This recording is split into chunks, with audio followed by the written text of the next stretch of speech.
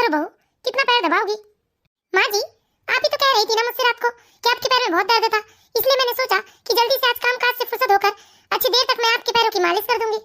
अरे बहू, अब मेरी उम्र हो चली है, ये हाथ पैर में दर्द तो हमेशा बना ही रहेगा, तो क्या तुम 24 घंटा मेरे पास बैठकर मेरी सेवा ही करते रहोगी? क्यों ना करूंगी माँ जी, मैं आपकी सेवा नहीं करूंगी तो कौन करेगा बताइए? अरे जानकी, तुम कब तक मेरी वजह से गाँव में रहोगी? देखो मैं तुमसे कहती हूँ कि तुम विनोद के साथ शहर चली जाओ। नहीं माँ जी, मैं आपको इस तरह ऐसी हालत में गाँव में अकेले छोड़कर नहीं जाऊंगी। यदि आपको मेरी चिंता है ना तो आप ही शहर चलिए हमारे साथ, क्योंकि आप रहेंगे हमारे साथ तभी मैं इनके साथ शहर में रहूंगी, वरना मैं आपको तो यहाँ अकेले नहीं छोड़ सकती। अरे बहू, क्यों जिद करती हो? फिलहाल मुझे यहीं रहने दो, जब मुझे अकेले अच्छा नहीं लगेगा तब मैं तुम लोगों के साथ शहर चलूंगी। नहीं माँ जी, जब आप शहर चलेंगी तभी मैं भी शहर चलूंगी, वरना मैं यहीं गाँव में रहकर आपकी सेवा करूंगी। अच्छा माँ जी, आप बहुत देर से धूप में लेटी हुई हैं, चलिए मैं आपकी खाट अंदर ले चलती हूँ, ज्यादा देर धूप में रहने से आपको चक्कर आने लगते हैं ना। अरे नहीं जानकी बहू, मुझे यहाँ धूप में अच्छा लग रहा है, जा एक काम कर, तू मेरे लिए गुड़ की अच्छी चाय बना दे। ठीक है माँ जी, मैं अभी आपके लिए चाय बना देती हूँ, लेकिन देखिए ज्यादा देर धूप में नहीं रहना है आपको, बस चाय पीने के बाद आप अंदर चलेंगी। अच्छा ठीक है।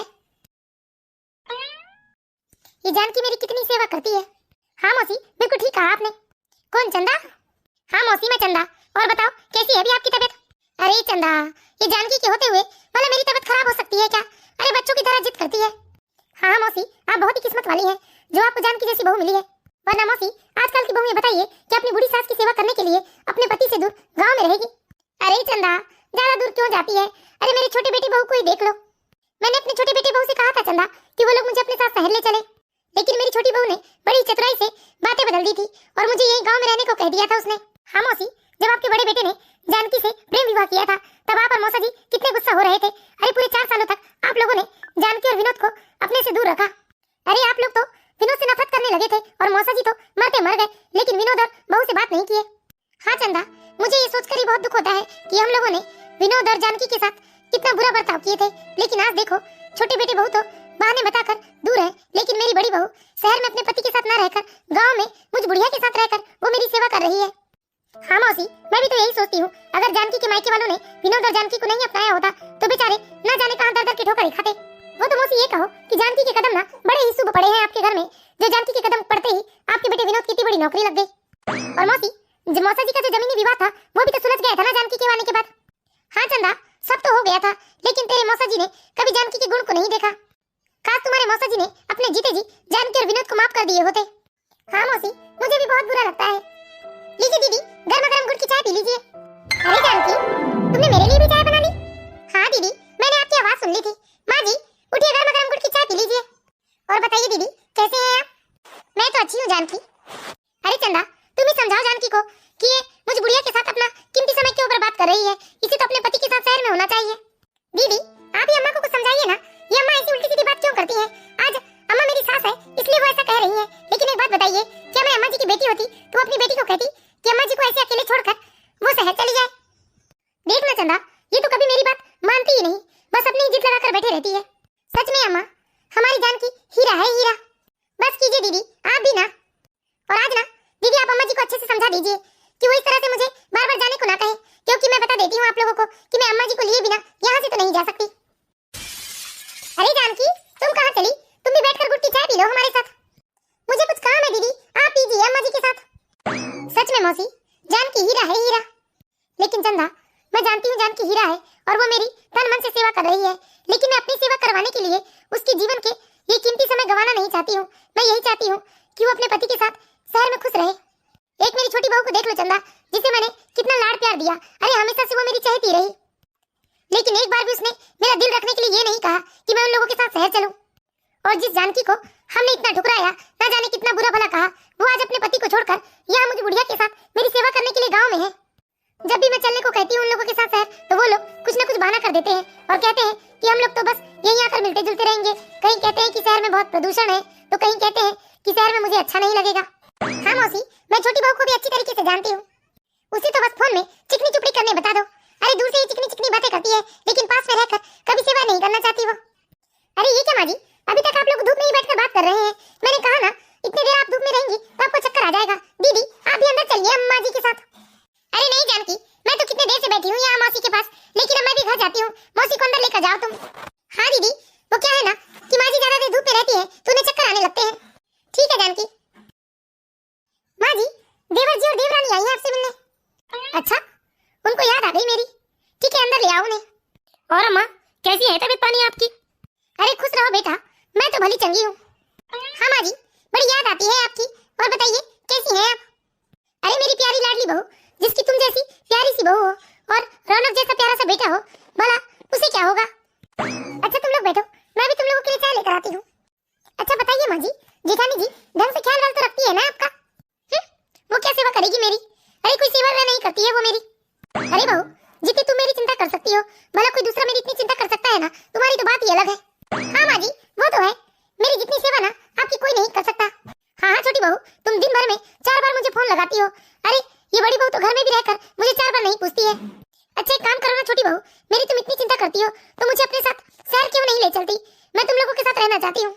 वो बात तो ऐसी है ना माँ जी, शहर में आप रह नहीं पाओगे, आपको गांव में रहने की आदत है ना, वरना मैं तो आपको आज ही ले चलूं।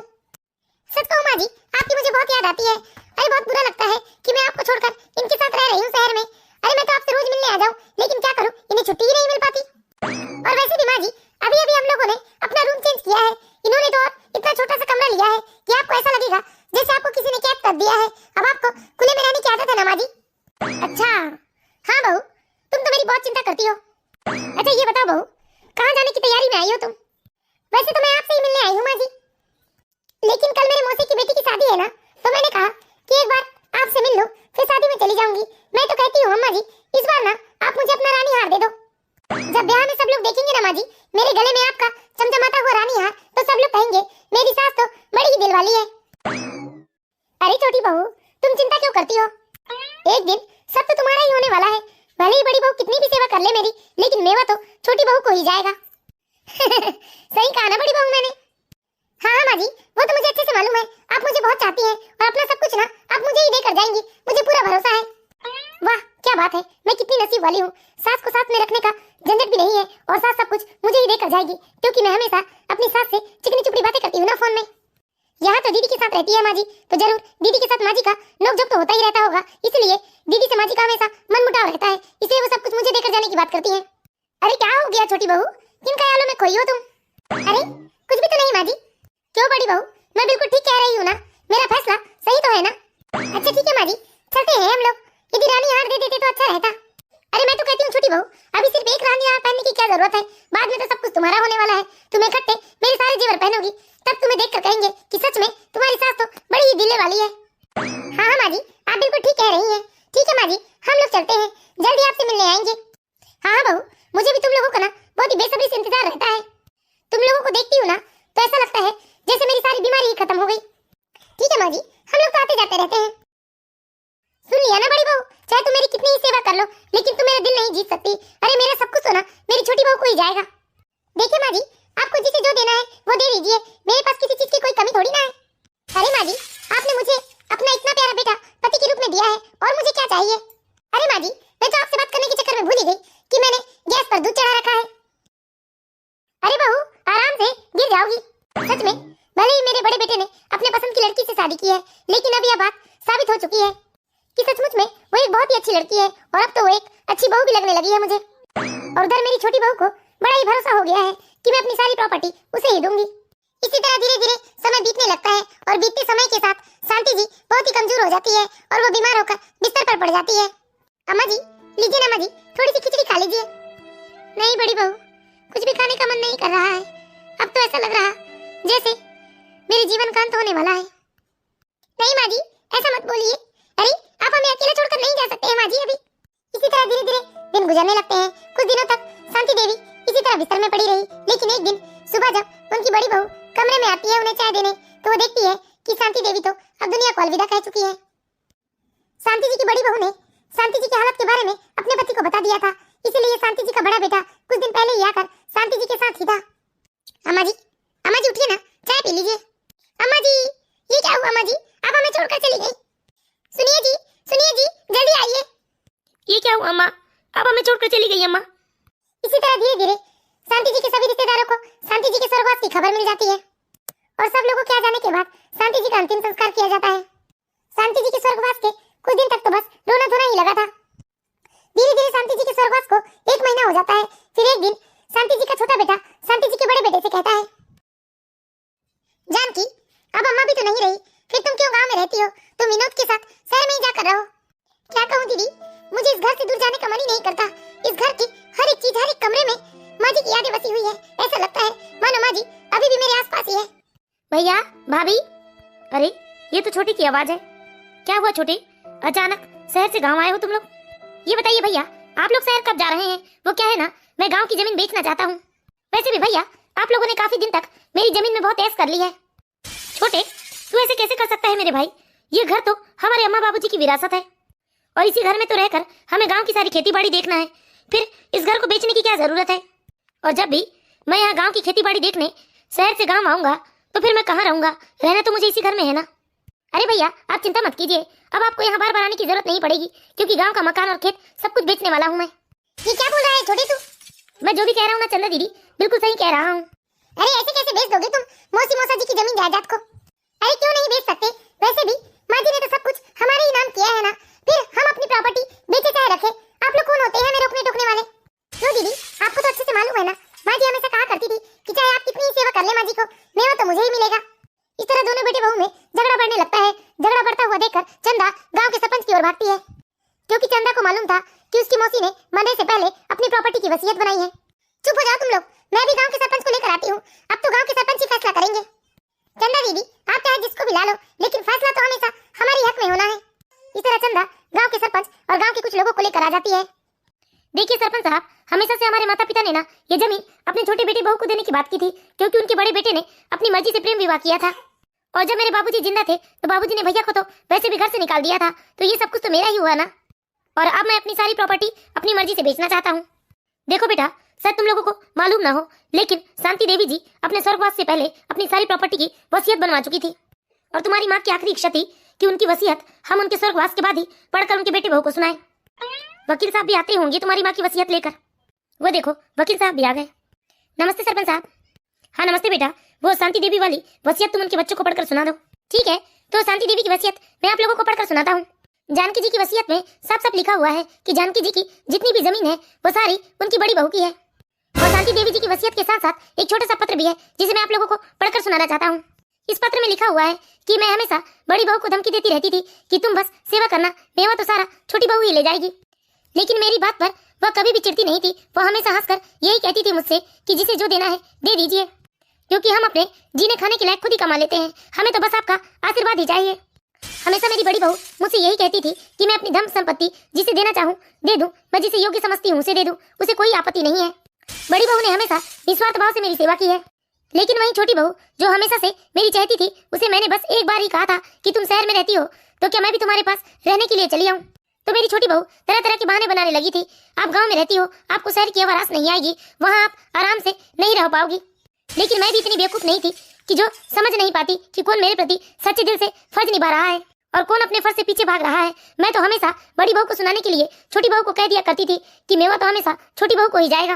और मेरी छोटी बहू खुशी से फूलकर कुप्पा हो जाती थी, तब भी उसके मन में एक बार भी ये ख्याल नहीं आया कि वह मुझे अपने साथ लेकर जाए और मेरी सेवा करे। जब मेरी सेवा मेरी बड़ी बहू ने की है तो मैं अपनी सारी संपत्ति मैं अपनी छोटी बहू को क्यों दूंगी? इसलिए मैं शांति देवी अपने पूरे होशो आवाज में अपनी सारी प्रॉपर्टी अपनी बड़ी बहू के नाम पर करती हूँ। वैसे तो छोटी बहू से मुझे कुछ ज्यादा शिकायतें नहीं है, लेकिन मेरे छोटे बेटे ने एक बार भी मेरे बारे में नहीं सोचा। जब उसे माँ की सेवा करनी थी तो वो अपनी सारी जिम्मेदारी अपने बड़े भैया और भाभी के ऊपर डालकर अपनी पत्नी को लेकर अपनी जिम्मेदारियों से दूर शहर भाग गया था। इसलिए मैंने सोचा कि मैं अपनी संपत्ति की भी सारी जिम्मेदारी मैं अपने बड़े बेटे बहू को दूंगी। देखिए, अभी अभी जो मैंने आप लोगों को पढ़कर सुनाया वो सब कुछ ये छोटे से पत्र में लिखा है। यदि आप लोगों को यकीन न हो तो आप लोग ये पत्र पढ़कर देख सकते हैं। अरे मैं सब समझती हूँ, जरूर से जेठ जी और जेठानी जी ने ना अम्मा को बहला फुसला कर ये वसीयत बनवाई है जबरदस्ती, इसलिए मैं इस वसीयत को नहीं मानती हूँ। अब देख लो, हंगामा मचाने से कुछ नहीं होने वाला है, क्योंकि वसीयत तो शांति देवी जी ने खुद हमारे सामने बनवाया है। सरपंच के साथ ही साथ गांव के 5 पंच भी मौजूद थे जब शांति देवी जी ने यह वसीयत बनवाई थी। गांव की पंचायत के हिसाब से तो पंच ही परमेश्वर है। इसलिए तुम लोग ये बेवजह हंगामा मत करो और चुपचाप शहर लौट जाओ, क्योंकि यहाँ अब तुम लोगों का कुछ नहीं है। अब तो गांव के सरपंच का फैसला भी आ चुका था, अब छोटे बेटे बहू कुछ नहीं कर सकते थे। वो लोग बस अपना समूह लेकर वहाँ से चुपचाप चले जाते हैं। अब मैं तुमसे पूछता हूँ विनोद बेटा, क्या सच में तुम अपनी माँ की जमीन को बेचना चाहते हो? नहीं नहीं सरपंच जी, हम इस घर को नहीं बेचना चाहते हैं। इस घर में तो हमारी माँ जी की यादें हैं अब हम लोग शहर न जाकर गांव में ही रहेंगे इस घर में, और यहीं पर खुशी खुशी अपनी खेती बाड़ी संभाल कर अपना जीवन यापन करेंगे। मुझे तुम लोगों से यही उम्मीद थी बेटा। तो बताइए दोस्तों, आप लोगों को हमारी ये छोटी सी कहानी कैसी लगी?